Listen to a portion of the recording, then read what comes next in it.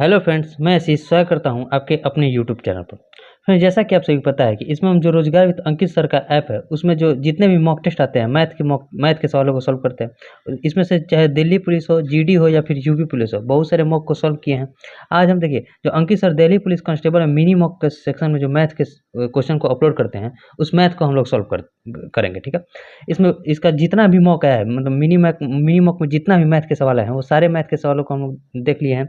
आज हम इसके जो कल कल रात को आया था, उस मॉक को हम लोग सॉल्व करेंगे। इसमें 15 मैथ के सवाल आएंगे, इसे बढ़िया तरीके से सॉल्व करेंगे।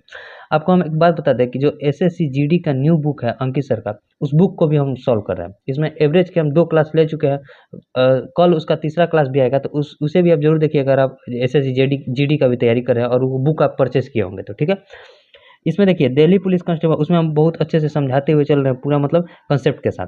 इसमें जो दिल्ली पुलिस कांस्टेबल में मिनी मॉक है, जो 17 अक्टूबर को अपलोड हुआ था मिनी मॉक मैथ्स का, उसमें जो 15 सवाल है, उस 15 सवाल को देखेंगे। इस पूरे क्वेश्चन को हम अच्छे से, मतलब जितना भी 15 सवाल है उसे अच्छे से समझाते हुए चलेंगे। और जो वो बुक हम सॉल्व करें, उसमें पूरा जो है शॉर्ट मेथड जितना भी होता है, शॉर्ट मेथड का प्रयोग करके हम उसे बनाने का प्रयास कर रहे हैं। क्योंकि देखिए, आपका जीडी में टाइम बहुत कम रहता है, तो आपको टाइम जितना शॉर्ट मेथड आपको पता रहेगा, उसी से आपका टाइम में बचत होगा। ठीक है, तो उसमें हम एवरेज के चैप्टर को स्टार्ट किए हैं। उसके बाद हम जो एवरेज खत्म हो जाएगा, तो उसके बाद जो एक ही एक क्वेश्चन को बनाना है, जितना क्वेश्चन है एवरेज में, वो सारे क्वेश्चन को हम लोग देख रहे हैं। ठीक है, इसमें देखिए जो मैथ का सेक्शन है उसे खोल लेते हैं। 25 मिनट का टाइम रहेगा, 15 क्वेश्चन रहेगा। कोशिश रहेगा कि 25 मिनट के अंदर ही सॉल्व कर दें। अगर नहीं हो पाता है तो उसके बाद जब सबमिट हो जाता है, तो उसे जितना भी क्वेश्चन बचता है उसे हम आगे समझा देते हैं। ठीक है, तो टेस्ट स्टार्ट करते हैं। स्टार्ट टेस्ट पूरा वीडियो जरूर देखिएगा। इसमें आपको, अगर आपको अच्छा लगेगा तो इसे शेयर भी जरूर कीजिएगा, ताकि जितने भी लोग हैं, अगर वो टेस्ट दे रहे हैं तो उन्हें मतलब पता चल सके। ठीक है, अब देखिए जो नेक्स्ट क्वेश्चन है, क्वेश्चन नंबर 1 में क्या, सॉरी नेक्स्ट क्वेश्चन बोल रहे हैं, जो क्वेश्चन नंबर 1 है वो क्या कर रहा है कि एक परिमेय संख्या है और उसके पारस्परिक यानी कि रेसिप्रोकल्स का योग जो 61/30 है, तो संख्या ज्ञात कीजिए। तो देखिए, जब इस प्रकार क्वेश्चन मतलब क्या होता है, मान लीजिए परिमेय संख्या क्या होती है, जिसे p/q के रूप में व्यक्त किया जाता है, यानी कि p/q। ठीक है, और q/p को जब हम जोड़े, तो हमारी संख्या का योग आना चाहिए 61/30 आना चाहिए। तो इसे हम ऑप्शन से ही लेकर देख लेते हैं। तो जो ऑप्शन नंबर ए है, हमें क्या कर रहा है, इसे ऑप्शन से बनाइएगा तो आपका आसानी पड़ेगा। 5/6 है और 6/5 है, दे दिया। दोनों को जोड़िए तो 5 छके 30। ठीक है, 6 पंजे 30 तो 50/25, 5 छके 30 तो 36, 36 और 25 कितना होता है, 36 और 5 41 और 20 61, 61/30 आ गया। यही हमारा आंसर हो जाएगा। आगे आप चेक करने की जरूरत नहीं है, तो ऑप्शन ए ही जो हो जाएगा हमारा आंसर हो जाएगा। ऑप्शन ए में 61/30 जोड़ने पर आ गया, तो आगे हमें चेक करने की जरूरत नहीं है। बस ये क्वेश्चन बहुत ईजी था। और अब देखिए जो नेक्स्ट क्वेश्चन है हमारा, question number second. Question number second में क्या कर रहा है कि 762 गुने 762 गुने 762 प्लस, देखिए ये क्वेश्चन हम बहुत बार बना दिए। 762 का क्यूब दिया है, फिर उसके बाद क्या दिया है, 762 के बाद 316 का क्यूब दिया है। ठीक है, 316 का क्यूब दिया है। 1 मिनट रुकिए, थोड़ा लाइट लाते हैं। अब देखिए इसमें जो दिया है, 1 मिनट। अब इसमें जो दिया है 716 का क्यूब दिया है और 316 का क्यूब दिया है। अब बटे में 762 का स्क्वायर, देखिए 762 का स्क्वायर, उसके बाद क्या है कि 762 इंटू 316 और प्लस जो है 316 का स्क्वायर है। ये देखिए एक फार्मूला होता है, A cube plus B cube का जो फार्मूला होता है, देखिए ए क्यूब और प्लस बी क्यूब का एक फार्मूला होता है। तो फार्मूला क्या होता है, तो देखिए फार्मूला जो होता है A cube plus B cube का, ए स्क्वायर, ठीक है, minus A B plus B square into A plus B, यानी कि ए प्लस बी में जो होता है A plus B into A square plus B square minus A B होता है। अब देखिए जब इस फॉर्मूला को देखा जाए तो यहाँ ए प्लस बी बचना चाहिए, क्योंकि A square minus B square, इसको हम क्या लिखेंगे, A plus B into A square minus B square plus A B. तो इसी तरह ये भी दिया है, यानी कि जो ऊपर में बचेगा केवल हमारा ए प्लस बी बचेगा। यानी कि 762 को अगर हम 316 से जोड़ दे तो कितना हो जाएगा, 6 2 8, 6 और 1 7, 7 और 3 10, 1078 जो हो जाएगा हमारा आंसर हो जाएगा। तो 1078 कौन सा ऑप्शन में, तो ऑप्शन नंबर बी में दिया हुआ है। ठीक है, उम्मीद करते हैं आपको समझ में आ रहा होगा। ये बस इसका फॉर्मूला आप अगर जानते होंगे ए क्यू प्लस बी क्यू का, तो आपसे ये आसानी से क्वेश्चन बन जाएगा। क्योंकि हम इसे इस फॉर्म में भी लिख सकते हैं कि 762 प्लस 316 इंटू में 716 का square minus 716 into 762 into 316 plus 316 का स्क्वायर। जब इसे लिखेंगे तो ये इस टाइप में आ जाएगा। तो ये और ये कट जाएगा, तो बचेगा हमारे पास क्या, ए प्लस बी। तो उसी को जोड़ देंगे, आंसर हमारा हो जाएगा। अब देखिए जो नेक्स्ट क्वेश्चन है हमारा, क्वेश्चन नंबर 3। क्वेश्चन नंबर 3 में क्या कर रहा है, क्वेश्चन कह रहा है कि यदि किसी वृत्त की त्रिज्या उस वर्ग के विकर्ण के बराबर है जिसका क्षेत्रफल 12 सेंटीमीटर स्क्वायर है, तो वृत्त का क्षेत्रफल ज्ञात करना है। देखिए यदि किसी वृत्त का त्रिज्या दिया है जो विकर्ण के बराबर है जिसका क्षेत्रफल 12 सेंटीमीटर, देखिए तो अगर वर्ग का क्षेत्रफल देखा जाए तो क्या होता है, भुजा स्क्वायर बराबर दिया है 12, तो यहाँ से भुजा निकालेंगे तो कितना हो जाएगा, √12। हो जाएगा ना। और अगर हम यहाँ से हम इसका विकर्ण निकालना चाहें तो विकर्ण क्या होता है, a√2 यानी क्या हो जाएगा 12 इंटू 2 बराबर √24 हो जाएगा, √24 हो जाएगा ना, √24। अब आगे क्वेश्चन कर रहा है कि हमें वृत्त का क्षेत्रफल चाहिए। ये जो है इसके बराबर त्रिज्या है, यानी कि विकर्ण के बराबर त्रिज्या है। आर बराबर हमें पता चल गया √24, तो हमें वृत्त का क्षेत्रफल क्या होता है पाई आर स्क्वायर निकालना है। तो पाई के मान को नहीं रखना है क्योंकि पाई में आंसर है, और आर स्क्वायर को जब हम √24 का स्क्वायर करेंगे तो कितना हो जाएगा 24 हो जाएगा, यानी कि क्या हो जाएगा 24 पाई जो हो जाएगा हमारे वृत्त का क्षेत्रफल हो जाएगा 24 पाई। कौन सा ऑप्शन में है, तो ऑप्शन नंबर ए में दिया हुआ है, ठीक है। ऑप्शन ए यहाँ से हमारा जो हो जाएगा आंसर हो जाएगा। बहुत ईजी प्रश्न है। अब देखिए जो नेक्स्ट क्वेश्चन है, नेक्स्ट क्वेश्चन क्या कर रहा है, क्वेश्चन नंबर 4। क्वेश्चन नंबर 4 में देखिए, एक मिनट, ठीक है। हाँ देखिए क्वेश्चन नंबर 4, क्वेश्चन नंबर 4 है कि 16 व्यक्तियों वाले संयुक्त परिवार में सबसे बड़े और सबसे छोटे सदस्य की आयु में 82 वर्ष का अंतर है। यदि गणना में इन दोनों को छोड़ दिया जाता है तो शेष 14 व्यक्तियों की औसत आयु 28 है। तो पूरे परिवार की औसत आयु 30 वर्ष है। देखिए यहाँ 16 परिवार में 16 व्यक्ति हैं, परिवार में 16 सदस्य की औसत आयु कितना दिया है 30 वर्ष, और जब 2 व्यक्ति को हम छोड़ रहे हैं, यानी कि 14 व्यक्ति को ले रहे हैं, तो उनका औसत आ रहा है 28 वर्ष। तो हमसे पूछ रहा है कि सबसे बड़े व्यक्ति की आयु क्या होगी अगर सबसे बड़े और सबसे छोटे व्यक्ति की औसत आयु में 82 वर्ष का अंतर है। देखिए अगर मान लीजिए वो 2 व्यक्ति भी 28-28 की उम्र के होते तो ये औसत पर कोई प्रभाव नहीं पड़ता, लेकिन प्रभाव कितना का पड़ा है, 2 का प्रभाव पड़ा है, यानी कि 28 से कितना ज़्यादा है 2 का प्रभाव पड़ा है, और टोटल 16 लोगों पर प्रभाव पड़ा है। जब वो शामिल हो रहे हैं तो ही औसत बढ़ रहा है, यानी कि 16 लोगों पर प्रभाव पड़ रहा है। यानी कि यहाँ से देखा जाए तो टोटल योग कितना आ गया, तो 28 दूनी 56 और 32, 56 32 को अगर जोड़ेंगे तो 6 दूगा 8 5 से 8, 88 वर्ष आ गया। 2 व्यक्तियों का योग, 2 व्यक्तियों का योग क्या आ गया 88 वर्ष। इसमें से एक जो व्यक्ति है ये छोटे वाले व्यक्ति से 82 वर्ष बड़ा है, मान लीजिए इसको पहले 82 दे दिए जो बड़ा है। अब बचा हमारे पास कितना 88 में से 82 गया 6 बचा, तो 6 में से 3 इसको दे दिए और 3 इसको दे दिए। यानी कि जब देखिए ऐसे भी ये आपको बांटने का तरीका समझा रहा है, अगर ये बांटने का तरीका आप सीख जाइएगा आपका बड़ा बड़ा क्वेश्चन में। इसमें तो बहुत आसान है कि दोनों के बीच में जो अंतर है, मान लीजिए दोनों के बीच में अंतर 6 वर्ष का है, सॉरी 82 वर्ष का है, तो 82 वर्ष का है तो देखिए ये 88 है, तो अगर ये 3 होगा तो ये 85 होगा, 85 और 3 कितना होता है 88। तो सबसे बड़े वाले व्यक्ति का उम्र 85 हो जाएगा, छोटे वाले व्यक्ति का उम्र 3 वर्ष हो जाएगा। दोनों के बीच अंतर कितना आ गया 82 वर्ष। हमारा जो आंसर क्या हो जाएगा 85 वर्ष, जो कि ऑप्शन ए में है। इस क्वेश्चन को आप समझोगे, देखिए एवरेज के क्वेश्चन को हम एवरेज का जो पूरा जो जितना भी एसएससी जीडी का न्यू बुक में है क्वेश्चन, वो सारे क्वेश्चन को एक एक करके सॉल्व कर रहे हैं। तो वहाँ से भी आप देख कर सकते हैं, वहाँ बहुत अच्छे से समझा रहे हैं, यहाँ भी हम आपको समझाएं। 14 व्यक्तियों का 28 वर्ष था उम्र, ठीक है आयु, और 16 व्यक्तियों का 30 वर्ष था उम्र। यहाँ अगर 2 व्यक्ति भी 28-28 कर आते तो औसत पर कोई प्रभाव नहीं पड़ता, लेकिन उन्हें आने से 2-2 वर्ष का फर्क पड़ रहा है और टोटल 16 लोगों में, यानी कि 32 का फर्क पड़ रहा है। तो टोटल दोनों का योग कितना हो जाएगा 88। एक जो है एक से 82 वर्ष बड़ा है, जो सबसे छोटे वाले से सबसे बड़ा वाला जो है 82 वर्ष बड़ा है, यानी कि उसका उम्र होगा 85 वर्ष और छोटे वाले का उम्र होगा 3 वर्ष, तभी जाकर दोनों के बीच का अंतर 82 आ जाएगा, ठीक है। तो 85 जो हो जाएगा हमारा आंसर हो जाएगा। उम्मीद करते हैं आपको समझ में आया होगा, ठीक है। अब देखिए जो आप दिल्ली पुलिस कांस्टेबल की तैयारी कर रहे हैं तो आपको पर डे एक टेस्ट जरूर देना चाहिए, जिससे आपकी गलतियों में सुधार आता है। जो जो क्वेश्चन में गलती होती है उसे आप सुधार सकते हैं। तो पर डे आप खुद से एक मॉक टेस्ट जरूर दीजिए। ये जो बुक है, ये चक्षु प्रकाशन का बुक है दिल्ली पुलिस कांस्टेबल का। इसमें जो है देखिए, इसमें टोटल 25 प्रैक्टिस सेट दिया हुआ है और 5 जो है प्रीवियस ईयर पेपर भी दिया हुआ है, तो इसे आप जरूर लगाइएगा। ये एकदम बिल्कुल 2023 के पैटर्न पर आधारित है, यानी कि न्यू बुक है। इसमें देखिए, इसमें सबसे बढ़िया बात यह है कि 100 क्वेश्चन दिया हुआ है और टोटल 100 क्वेश्चन का जो है कंप्लीट डिस्कशन दिया है, ठीक है। मतलब जीके का 50 क्वेश्चन है, 10 कंप्यूटर का भी है, तो उसका कंप्लीट डिस्कशन भी दिया है। देख रहे हैं आप, डिस्कशन भी देख सकते हैं। तो आप इस बुक को जो है अमेजॉन या फ्लिपकार्ट कहीं से भी परचेज कर सकते हैं, लिंक डिस्क्रिप्शन में दिया हुआ है, ठीक है। नेक्स्ट क्वेश्चन है हमारा क्वेश्चन नंबर 5। क्वेश्चन नंबर 5 में क्या कर रहा है कि पी किसी कार्य को 15 दिनों में कर सकता है, ठीक है, और क्यू 20 दिनों में कर सकता है। पी जो है कितना दिन में कर रहा है 15 दिन में, और क्यू जो है कितना दिन में कर रहा है 20 दिनों में कर सकता है। और आर की सहायता लेते हैं, यानी कि पी क्यू और आर तीनों एक साथ कार्य को कर रहे हैं, तो कार्य को कंप्लीट कितना दिन में कर रहे हैं 5 दिन में कंप्लीट कर रहे हैं। तो हमसे पूछ रहा है कि आर अकेले उस कार्य को कितना दिन में करेगा। तो देखिए जब मान लीजिए तीनों का एलसीएम कितना हो जाएगा, एलसीएम ही हमारा टोटल वर्क हो जाएगा, तो 15 20 और 5 का एलसीएम हो जाएगा हमारा 60, ठीक है 60। देखिए पी जो है 15 दिन में 60 कार्य को कर रहा है, यानी कि एक दिन में कितना 4 काम कर रहा है। उसी तरह क्यू जो है 3 काम कर रहा है, और पी क्यू आर मिलकर 12 पचे 60, 12 के से काम कर रहे हैं। पी का एफिशिएंसी है 4 सॉरी, क्यू का एफिशिएंसी है 3, तो दोनों मिलकर 7 हो गया, तो आर का एफिशिएंसी कितना हो जाएगा 5, 4 3 7 और 5 12 हो जाएगा। अब हमसे पूछ रहा है कि आर अगर अकेले कार्य करता तो इस 60 कार्य को कितना दिन में करता, तो 5 एफिशिएंसी है आर का, तो कितना दिन में कार्य को कंप्लीट कर देता, 12 दिन में कार्य को कंप्लीट कर देगा। 12 कौन सा ऑप्शन में है, तो ऑप्शन नंबर बी में। बढ़िया प्रश्न है, आप उम्मीद है आपको समझ में आया होगा, ठीक है। अब देखिए जो नेक्स्ट क्वेश्चन है हमारा क्वेश्चन नंबर 6, क्वेश्चन नंबर 6 को हम नेक्स्ट पेज पर बनाते हैं। क्वेश्चन नंबर 6, क्वेश्चन नंबर 6 में क्या करा है, क्वेश्चन दिया हुआ है कि एक विद्यालय में छात्रों की कुल संख्या 1400 है, जिसमें से 35% छात्र लड़कियां हैं और शेष लड़के हैं।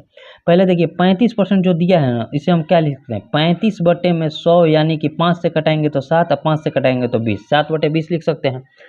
अब देखिए यहाँ बॉय है और गर्ल है, मान लीजिए अगर 7 लड़कियां हैं, टोटल लड़के कितना है 20, तो 13 लड़के होंगे, 13 लड़के होंगे। अब उसमें से क्या कह रहा है, मान लीजिए 13 ना मान के इसे 130 मानते हैं, इसे 70 मानते हैं। अब इसमें से कह रहा है ना कि हमें 80% जो परीक्षा में 80% लड़के जो है पास हुए और 90% लड़कियां पास हुई, तो अनुत्तीर्ण। मान लीजिए 80% जब लड़के पास हुए हैं तो 20% लड़के फेल हुए होंगे, यानी कि 13 दूनी 26 लड़के फेल हुए होंगे। और यहाँ जब 90% लड़कियां पास हुई तो 10% जो लड़की है वो फेल होगी, यानी कि 7 लड़की फेल हुई होगी। तो हमसे पूछ रहा है अनुत्तीर्ण होने वाले छात्रों का प्रतिशत। तो देखिए कितना अनुत्तीर्ण हो गई, 26 और 7 33 अनुत्तीर्ण हो गए। टोटल संख्या कितना है 130 और 70 200 जनसंख्या है, और गुना 100% में बताने के लिए इतना अनुत्तीर्ण हुई है। 2 जीरो से 2 जीरो गया, 33/2 को क्या लिख सकते हैं 16.5, 16.5% जो छात्र हैं वो अनुत्तीर्ण हुए, 16.5% क्या है ऑप्शन डी। इसमें आप क्या समझे कि इस 1400 से हमें कहीं 1400 का हम यूज किए हैं, यानी कि जब परसेंटेज का बात परसेंटेज में रह जाए तो हमें जो दिया होता है संख्या उससे कोई मतलब नहीं रहता, हम कुछ भी मानकर आंसर ला सकते हैं, ठीक है। उम्मीद करते हैं आपको समझ में आया होगा, ठीक है। अब देखिए जो नेक्स्ट क्वेश्चन है हमारा क्वेश्चन नंबर 7, क्वेश्चन नंबर 7 में क्या कर रहा है, क्वेश्चन नंबर 7 है कि दो समान राशियां क्रमशः 6% और 10% पर वार्षिक साधारण ब्याज पर उधार ली जाती है। पहली राशि दूसरी राशि की तुलना में 2 वर्ष बाद वापस की गई और प्रत्येक स्थिति में जो है 1105 रुपया थी। मान लीजिए यहाँ जो मिश्रधन 6% पर आ रहा है, वहीं मिश्रधन जो है 10% पर भी आ रहा है, यानी कि लेकिन अंतर किस में है, तो टाइम में अंतर है, क्योंकि जब रेट अलग अलग है तो टाइम में अंतर होना चाहिए। तो टाइम में अंतर है, हम जो है समान राशि ही दे रहे हैं, दोनों को समान राशि दे रहे हैं, तो टाइम में हमारा अंतर हो जाएगा। लेकिन क्वेश्चन क्या करेगा 2 वर्ष, इससे जो है 2 वर्ष अधिक ये रख रहा है, तभी जाकर मिश्रधन उतना चुका रहा है। यानी कि दोनों का अगर हम एलसीएम देखा जाए तो 10 और 6 का एलसीएम कितना हो जाएगा 30, 6 पंजे 30, 10 तिया 30, ठीक है 10 तिया 30, यानी कि देखिए 3 से कितना अधिक है, दो अधिक है ना, यानी कि सेटिस्फाई कर गया। यानी कि 6% के रेट से 5 वर्ष के लिए ले रहा है ये, और ये 10% के रेट से 3 वर्ष के लिए ले रहा है, तो उसे चुका रहा है कितना 1105 रुपये चुका रहा है। यानी कि हम क्या कर सकते हैं, दोनों जगह राशि जो है हमारा समान है, समान मूलधन लिए हैं। यानी कि मान लीजिए पहला जो राशि है, मान लीजिए 100 रुपया लिया है, 100 रुपया पर वो 30% का रेट लिया है। देखिए 6 पंजे 30, 6% 5 वर्ष के लिए लिया है, यानी कि 30%, यानी कि 130% किसके बराबर हो जाएगा, मिश्रधन होता है। 100% में जब हम ब्याज को जोड़ते हैं, हमारा एसआई क्या होता है, एसआई बराबर होता है रेट इंटू टाइम। एसआई जब आ गया तो हमें अमाउंट निकालना होता है, तो क्या होता है 100 प्लस एसआई होता है ना, 100 प्लस एसआई। तो 100% पर जो हमारा होता है मूलधन, उसमें एसआई जोड़ दिए, कितना हो गया 6 पंजे 30, यानी कि 130% किसके बराबर हो गया, तो 1105 के बराबर हो गया। यही है मिश्रधन बराबर है। यहाँ 1 जीरो से 1 जीरो कट गया, 13 8 104, 13 पंजे 65, यानी कि x बराबर यहाँ से जो हमारा आया 85 में 10 से गुना करने का कितना 850 रुपया। 850 रुपया ये लिया था, 850 रुपया ये भी लेगा। अगर आप यहाँ से भी चेक कीजिएगा तो 850 ही आएगा, क्योंकि दोनों जगह 30% का ही रेट लग रहा है, ठीक है 30% यानी कि 130%। तो हमारा क्या हो जाएगा 850 रुपया जो है दोनों राशि उधार ली गई थी। 850 कौन सा ऑप्शन में, तो ऑप्शन नंबर ए में। उम्मीद करते हैं आपको समझ में आया होगा, बढ़िया बहुत बढ़िया क्वेश्चन है और आप समझ भी गए होंगे, ठीक है। अब देखिए जो नेक्स्ट क्वेश्चन है हमारा क्वेश्चन नंबर 8, क्वेश्चन नंबर 8 में क्या कर रहा है, क्वेश्चन 8, क्वेश्चन नंबर 8 है कि 28 संख्या का औसत 35 दिया है, ठीक है। देखिए एवरेज का क्वेश्चन प्रत्येक में 2 2 आ रहा है, ठीक है। 28 संख्या का औसत 35 दिया है, इसमें से 15 संख्या का औसत कितना दिया है 33, और अंतिम 14 संख्या का औसत कितना दिया है 36.5। तो हमसे पूछ रहा है कि यदि 15वीं संख्या को शामिल नहीं किया जाता है, यानी कि उसे हटा दिया जाता है, तो शेष जो संख्या बचेगी उसका औसत क्या होगा। देखिए बहुत बढ़िया क्वेश्चन है, लेकिन इसे हम सीखेंगे। क्वेश्चन पहले देखिए, मान लीजिए इसको 33 सबको 35 रुपया लाना था, लेकिन कुछ लोग जो हैं, कितने लोग ऐसे जो 15 लोग जो हैं 2-2 रुपया कम लेकर आए हैं, तो इनका 2-2 का आपूर्ति करना पड़ेगा, इनके 15 एक्स्ट्रा करना पड़ेगा, यानी कि 30 रुपया लाना पड़ेगा। और यहीं जो है ये लोग हैं 14 जो लोग हैं 1.5 रुपया अधिक ला दिए हैं, 1.5 रुपया अधिक ला दिए हैं, यानी कि कितना 14 लोग लाए हैं, यानी कितना अधिक ला दिए, तो 14 7 21 अधिक ला दिए हैं। ये अधिक ला दिए तो इनको ये कम भी लाते तो काम चलता, यानी कि 21 रुपये एक्स्ट्रा ना लाकर 21 रुपया भी लाते तो एवरेज को मेंटेन कर सकते थे। तो कितना एक्स्ट्रा आ गया हमारे पास, 9 जो अभी एक्स्ट्रा बचा, 9 एक्स्ट्रा इसलिए बच रहा है, 9 एक्स्ट्रा इसलिए बच रहा है जो हमारा जो 28वीं संख्या जो सॉरी जो 15वीं संख्या है, हमारा 15वीं संख्या वो जो है 9 कम है, 9 कम है, इसी का आपूर्ति हो रहा है। 9 कम है यानी कि जब ये हटेगा तो ये 9 हमारे पास बच जाएगा। ये 15वीं संख्या को जब हम हटा देंगे तो वो 35 नहीं लेकर आया था, उससे 9 कम लेकर आया था, तो इस जब हटाएगा तो ये 9 हमारा बच जाएगा। अब इसमें जो 35 औसत था ये 9 जो एक्स्ट्रा निकल गया वो टोटल लोगों में बटाएगा, तो 28 में से 1 लोग हट गया, कितना बचा 27 लोग बचा, यानी कि 27 में बटा जाएगा, तो 9 तिया 27, यानी कि क्या बचेगा, तो 14 लोगों का जो 27 लोगों का औसत बचेगा हमारा 35.1/3 बचेगा।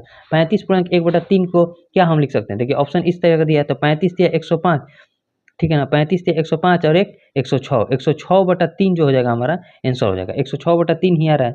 अब एक बार चेक कर लेते हैं, 106/3, 1 मिनट देखिए, मान लीजिए यहाँ देखिए, यहाँ समझिए 28 संख्या का औसत 35 था और 15 संख्या 2 गुने 15 30, 1.5 गुने 14 21, 9, 9/27, 1/30, 35 दिया 105, 105 और 106/3, ठीक, तो 106/3 आएगा, यहाँ 106/3 यहाँ सुधार होगा, 106/3 होगा, जो कि हमारा ऑप्शन बी हो सकता है। तो ऑप्शन बी में क्या हो जाएगा, 106/3 हमारा जो आंसर हो जाएगा। उम्मीद करते हैं आपको यहाँ समझ में आया होगा, फिर भी बहुत बढ़िया ये क्वेश्चन है। इसमें यहाँ ऑप्शन गलती है, 106/4 तो वैसे भी नहीं हो सकता, क्योंकि अगर 106/4 होता है तो इसे सर ऐसे भी लिख सकते हैं, 53/2 भी लिख सकते थे, 106/4 क्यों लिखेंगे, तो हमारा जो आंसर क्या होगा 106/3 जो हो जाएगा शेष संख्या का औसत हो जाएगा, ठीक है। तो कौन सा ऑप्शन हमने 8 क्वेश्चन बन गया और इसे आप समझ भी गए होंगे। अब देखिए जो नेक्स्ट क्वेश्चन हो जाएगा क्वेश्चन नंबर 9। क्वेश्चन नंबर 9 में क्या कर रहा है कि एक आदमी प्रत्येक वस्तु को 620 रुपये में बेचता है, एक पर उसे 24% का लाभ और दूसरी पर उसे 24% की हानि हुई, तो उस पूरे सौदे में लाभ या हानि, तो देखिए इस पर सक्सेसिव लगेगा x + y प्लस xy/100 हो जाएगा, यानी कि 24% का लाभ हुआ, फिर 24% की हानि हुई और फिर ओवरऑल 24 × 24/100 हो जाएगा। जी ये प्लस माइनस कट गया तो क्या बचा, 24 का स्क्वायर कितना होता है 576/100 है, तो 5.6 माइनस 5.6% हो जाएगा। तो माइनस का साइन क्या बता रहा है कि हमें लॉस हो रहा है, लॉस हो रहा है, यानी कि कितना लॉस कितना हो रहा है, तो माइनस 5.76% हमें हानि हो रही है, जो कि ऑप्शन ए में दिया है। इसमें भी जो है हमें इस मूल्य से कोई मतलब नहीं, 620 रुपये से कोई मतलब नहीं है, ठीक है। अब देखिए जो नेक्स्ट क्वेश्चन हो जाएगा क्वेश्चन नंबर 10। क्वेश्चन नंबर 10 में क्या कर रहा है, क्वेश्चन नंबर 10 को यहाँ बनाते हैं। क्वेश्चन नंबर 10 क्वेश्चन कह रहा है कि वो सबसे छोटी संख्या कौन सी है जिसे 27, ठीक है 27 है, 45 है, 30 से विभाजित करने पर हर मामले में से 5 आता है, तो सबसे छोटी संख्या कौन सी है, तो इनका एलसीएम हो जाएगी वो संख्या, एलसीएम निकालिए। इसको क्या लिख सकते हैं 9 × 5, 9 × 5 = 45, 27 कटाने के लिए 3 से गुना करना पड़ेगा, ठीक है, 27 कट गया हमारा 9 × 27। अब 30 कटाने के लिए देखिए 5 है, 5 × 3 = 15 है, एक 2 से गुना कर देंगे तो हमारा 30 भी कट जाएगा, यानी कि देखिए 9 × 5 = 45, 45 दूनी 90, 90 में 3 से गुना करेंगे तो कितना एलसीएम आ गया 270 एलसीएम आ गया। तो हमें 270 पूरी संख्या विभाजित नहीं करना है, 5 शेषफल भी बचाना है, यानी कि 5 और जोड़ना पड़ेगा, तो कितना 275 जो हो जाएगी सबसे छोटी संख्या ऐसी होगी जो 27, 45, 30 से विभाजित करेंगे तो हमारा 5 शेषफल हो जाएगा। 275 कौन सा ऑप्शन में, तो ऑप्शन नंबर ए में। अब देखिए जो आगे का क्वेश्चन है क्वेश्चन नंबर 11। क्वेश्चन नंबर 11 को हम नेक्स्ट पेज पर लेते हैं। क्वेश्चन नंबर 11, क्वेश्चन नंबर 11 क्या कह रहा है कि एक धनराशि को P, Q, R और S के बीच क्रमशः 3:4, 5:5, 6 के अनुपात में वितरित किया गया, तो R और Q से 500 अधिक है। देखिए P है, Q है, R है और S है, क्या रेशियो है 3:4:5:6। देखिए यहाँ कह रहा है R जो Q से 500 अधिक है, यहाँ कितना अधिक है, 1 अधिक है, 1 का वैल्यू कितना दिया है 500, तो हमसे पूछा उन सभी के हिस्सों का योगफल कितना हो जाएगा, यानी कि 6, 4, 10, 5, 15 और 3 18 का वैल्यू हमसे पूछ रहा है, तो क्या हो जाएगा 18 × 500, 18 × 5 = 90, 9000 जो हो जाएगा हमारा आंसर हो जाएगा। 9000 कौन सा ऑप्शन है, तो ऑप्शन नंबर बी में। तो बहुत ही ईजी प्रश्न हो गया। अब देखिए जो नेक्स्ट क्वेश्चन है हमारा क्वेश्चन नंबर 12। क्वेश्चन नंबर 12 में क्या कर रहा है कि कोई व्यक्ति 150 किलोमीटर की दूरी तय करता है और फिर आरंभिक बिंदु पर वापस आ जाता है, जाने में लगा समय वापस आने में लगे समय से 5/2 घंटा अधिक है। वापस आने में उसकी चाल जाते समय उसकी चाल से 10 किलोमीटर पर घंटा अधिक है। देखिए, जब मान लीजिए आप समझिए, वापस आने में उसकी चाल मानते हैं क्या है, वापस आने में उसकी चाल अधिक है ना, वापस आने में उसकी चाल जाते हुए चाल से 10 किलोमीटर पर घंटा अधिक है। तो मान लीजिए जाने में उसकी चाल को हम x मान लेते हैं, जाने में उसकी चाल को x मानते हैं, तो वापस आने में उसकी चाल क्या हो जाएगी, x + 10 हो जाएगी। पहले वो क्या कर रहा है कि 150 किलोमीटर डिस्टेंस को जा रहा है पहले जा रहा है फिर वापस आ रहा है, तो जाने में उसकी चाल क्या है, x है, और वापस आने में उसकी चाल क्या है, तो x + 10 है। ये देखिए, डिस्टेंस अपॉन स्पीड बराबर हमारा टाइम का रेशियो आ गया, मतलब टाइम आ गया। टाइम कितना अधिक ले रहा है, तो 5/2 घंटा अधिक ले रहा है, ठीक है। अब देखिए, अगर हम 5 से कटाना चाहें तो इसको कटा देंगे, 30 × 5 = 150, 30 × 5 = 150 हो जाएगा। यानी कि 30 को अगर हम कॉमन ले लें तो क्या हो जाएगा, 30 को अगर हम कॉमन ले लें तो 1/x माइनस 1/x + 10 हो जाएगा। अब बराबर 1/2 बचेगा। अब देखिए, इसको सॉल्व करते हैं, इसको जब सॉल्व करेंगे तो x × x + 10 हो जाएगा ना, अब प्लस x + 10 यहाँ बचेगा, माइनस x बचेगा। अब बराबर का जो हो जाएगा 30 इधर आकर गुना हो जाएगा, यानी कि 1/60 लिख सकते हैं, ठीक।